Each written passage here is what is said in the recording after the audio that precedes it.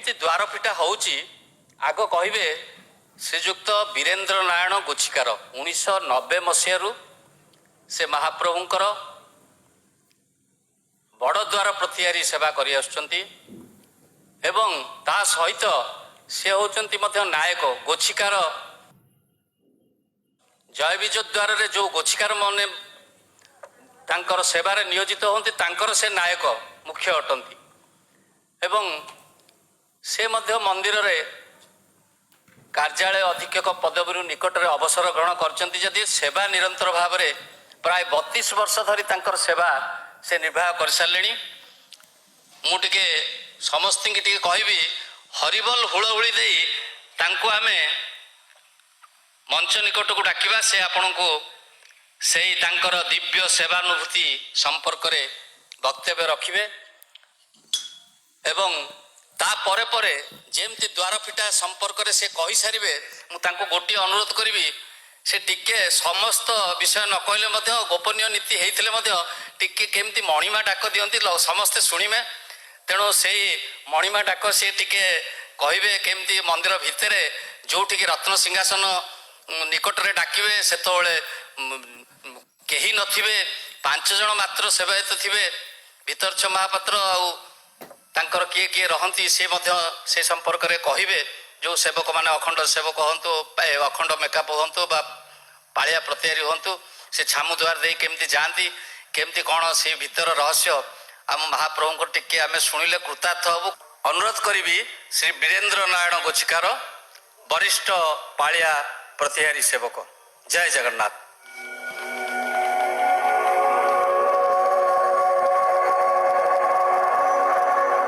जय जगन्नाथ जय जगन्नाथ। आमे आमे समस्ते अनुभूति रे आनीचु जे महाप्रभुंकर दिनचर्या रे प्रथमे मंगल आरती हुए नीति ना प्रथमे द्वार फिटा महाप्रभु पूर्व रात्र रे शयन करिथिबे पहुड़ जाइथिबे बड़ बड़ सिंगार बेसरे तांकर गीत गोविंद खंडुआ परिधान करी 3 गोटी रत्न पलंकरे से शयन करिथिबे शयन करिबा परे सब द्वार बंद थिबो सिंह द्वार दक्षिण द्वार उत्तर द्वार पश्चिम द्वार सब द्वार बंद थिबो आ प्रभु तो शयन उठी नथिबे तेबे मंगल आरती किपरि हबो ना तेणु प्रथमे महाप्रभुंकर दिनचर्या रे प्रथम सोपान है द्वार फिटा नीति यह एक अलौकिक यही द्वार फिटा नीति प्राय तो जानी ना केतक महाप्रभु ये मो सम्मुख में अच्छा तेणु मु महाप्रभु को उद्देश्य रे द्वार फिटा नीति आपण पाखरे व्याख्या करुछि। प्रथमे आमर भीतरछ महापात्रे प्रथम सेवक से जतबेले आसीबे सिंहद्वार तांको आसीबा परे खोला जाइताए सिंहद्वार केवल खोला जाइताए आमर भीतरछ महापात्र आसीबा परे एवं सिंहद्वार खोलिबा परे अन्य 4 गोटी द्वार आमर खोला जाए दक्षिण द्वार उत्तर द्वार पश्चिम द्वार 4 गोटी द्वार भीतरछ महापात्र आसीबा परे भक्त माने भीतर प्रवेश करती किंतु नाटमंडप एवं जगमोहन को संयुक्त करथिबा जय विजय द्वार से बंद थाए सेठी आमर 5 जण सेवकंकर उपस्थिति निश्चित यथा भीतरछ महापात्रे पालिया मेकाप बड़द्वार प्रतिहारी अखंड मेकाप पालिया मुदुली ये 5 जण सेवक जे पर्यंत उपस्थित होई नथिबे सेतबेले जाए आमे जय विजय द्वार खोली पारिबु नाही। तेबे प्रथमे भीतरछ महापात्र एवं अन्य 4 जण सेवक आसीबा परे सेठारे ଭିତରଛ ମହାପାତ୍ର ଜୟବିଜ ଦ୍ୱାର ଉଦ୍ଦେଶ୍ୟରେ ପାଳିଆ ପ୍ରତିହାରୀକେ କୁହନ୍ତି ମୁଦ୍ୟ ଖୋଲ। ତା ମାନେ ପୂର୍ବ ରାତ୍ରରୁ ମାଟି ମୁଦ୍ୟ ଦିଆଯାଇଥିବ। ଜୟବିଜ ଦ୍ୱାରର ଦିଟା ଯେଉଁ ଅଛି ଆମର ଶିକୁଳି, ସେଇଟାରେ ଗୋଟେ ମାଟି ମୁଦ୍ୟ ଦିଆଯାଇଥିବ ଏବଂ ତାଲା ପଡ଼ିଥିବ। ମୁଦ୍ୟ ଖୋଲ ପାଳିଆ ପ୍ରତିହାରୀ ଏବଂ ଚାବି ଖୋଲ ପାଳିଆ ମୁଦୁଲି। ତାପରେ ଆମେ ତାଙ୍କର ନିର୍ଦ୍ଦେଶ ପାଇବା ପରେ ପୂର୍ବ ରାତ୍ରର ଯେଉଁ ଥିବ ମୁଦ ତାକୁ ପରଖିକିରି ଠିକ ଅଛି କି ନାହିଁ ତାକୁ ପରଖିକିରି ଆମେ ମୁଦ ଖୋଲିବୁ। ପାଳିଆ ମୁଦୁଲି ଚାବି ଖୋଲିବେ। ତାପରେ ଆମେ କିଳିଳି ଖୋଲିକିରି ଗୋଟେ ଦ୍ୱାର କେବଳ ମହାପ୍ରଭୁଙ୍କର ଜୟବିଜ ଦ୍ୱାରର ଡାହାଣ ପଟ ଦ୍ୱାରଟା କେବଳ ଖୋଲିକିରି ଭିତରକୁ ପ୍ରବେଶ କରିବୁ 5 ଜଣ ଯାକ। ତାପରେ ପୁଣି ମନ୍ଦିରରୁ ଦ୍ୱାର ଦେଇଦେବୁ। ସେ ଭିତରେ ଲାଇଟ୍ ନଥିବ, ସମ୍ପୂର୍ଣ୍ଣ ଅନ୍ଧକାର।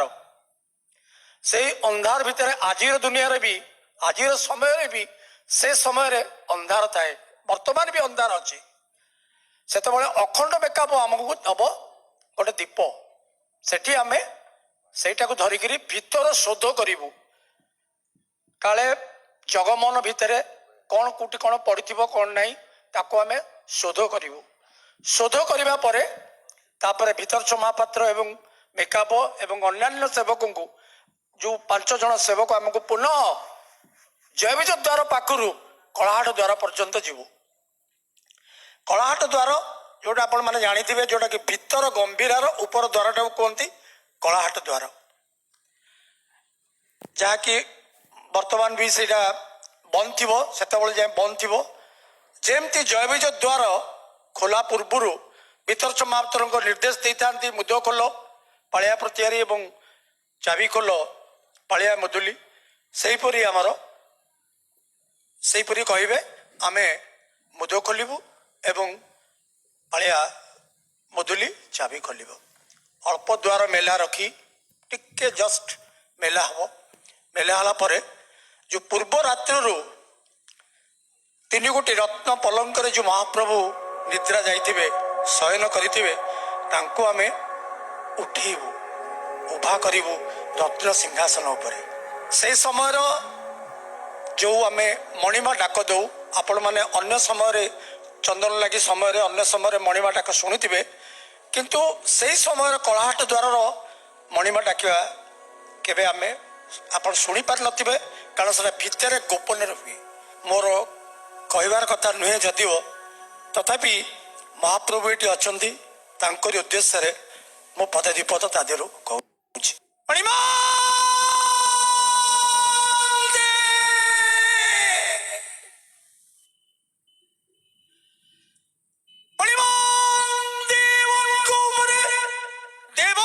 ଦେବରାଜେଶ୍ୱର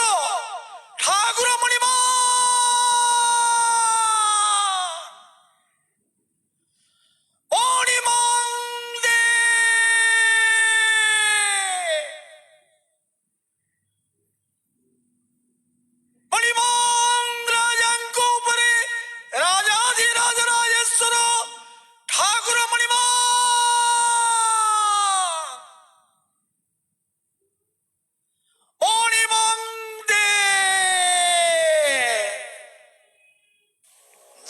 ଆପଣଙ୍କୁ ମୁଁ 2 ପଦ ଶୁଣେଇଲି।